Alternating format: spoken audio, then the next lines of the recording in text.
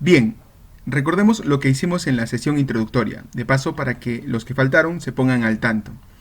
Como se acordarán, la semana pasada les mostré esta imagen y les pregunté qué es lo que ven ahí. Una pregunta sencilla de responder, solo había que mirar con atención y responder qué es lo que veían ahí, ¿no? Y muchos de ustedes respondieron que lo que veían ahí era una especie de construcción, generalmente una casa, frente a la cual habían dos personas, una adulta y un infante, un niño. Generalmente un papá y su hijo, o una mamá y su hijo o hija, ¿no? Aunque hubo también otras interesantes respuestas, como aquella que dijeron que lo que veían ahí era un cerro con un muro o una especie de cartel, ¿no? Frente al cual pasaban caminando dos personas, otra vez un adulto y un niño. Pero les conté también que una de las respuestas interesantes las dieron los propios creadores de esta evaluación, de este test, ¿no? Que se tomó alrededor del mundo y que estadísticamente muchas personas en África respondieron que lo que veían ahí era una mujer con una canasta en la cabeza junto a su hijo tomando sombra debajo de una palmera. Y entonces comenzamos a discutir, ¿no? Varios habían dado otras interpretaciones, incluso un poco originales o descabelladas, ¿no?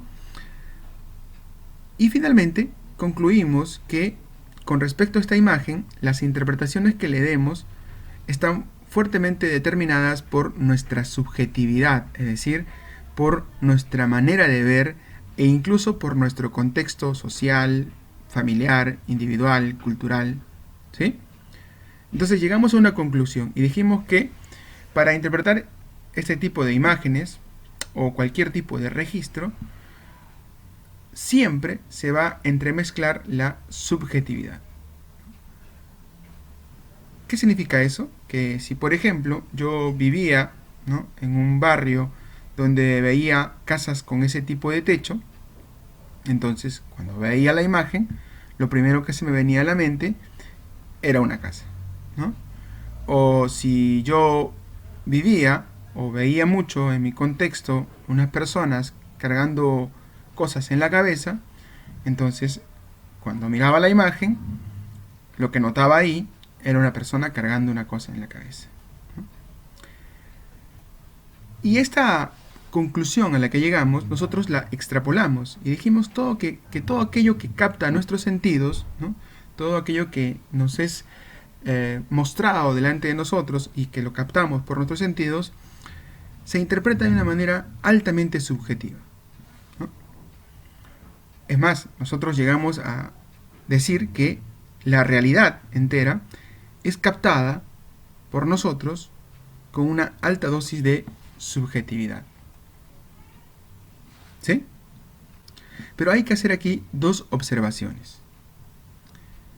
La primera de ellas es que ninguno de ustedes, por ejemplo, me respondió que en esta imagen lo que veían era un elefante boca arriba lanzando un chorro de agua por su trompa, o una gallina persiguiendo un gusano. ¿Por qué pasa eso? ¿O por qué pasó eso? Porque todos, a pesar de que incluso hubo unas respuestas descabelladas, intentaron regirse a lo que se muestra ahí, a los trazos que están ahí, a las líneas y a los círculos que están ahí, ¿no? Es decir, la realidad, o lo que se nos muestra, en este caso la imagen, nos impedía ampliar nuestro campo de interpretaciones a cosas descabelladas. Restringe nuestro espacio de interpretación, ¿no? Tenemos que someter nuestra interpretación a lo que se nos muestra, ¿sí? Esa es la primera observación y esa fue la conclusión en general de la primera sesión.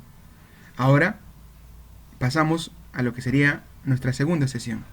Y es que también tenemos que observar en este asunto que nunca una imagen así, ¿no?, o un registro de cualquier tipo, puede ser verbal, escrito, oral, o un dibujo o una pintura, ¿no?, surge de la nada, en medio de la nada y para nada.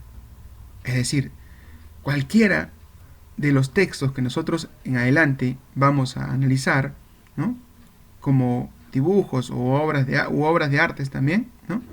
Surgen siempre en un contexto, por una causa o un agente y con una intención. Si tomamos en cuenta eso, entonces hemos desbloqueado nuestro primer objetivo, hemos desbloqueado nuestra primera sesión y pasamos a la segunda sesión.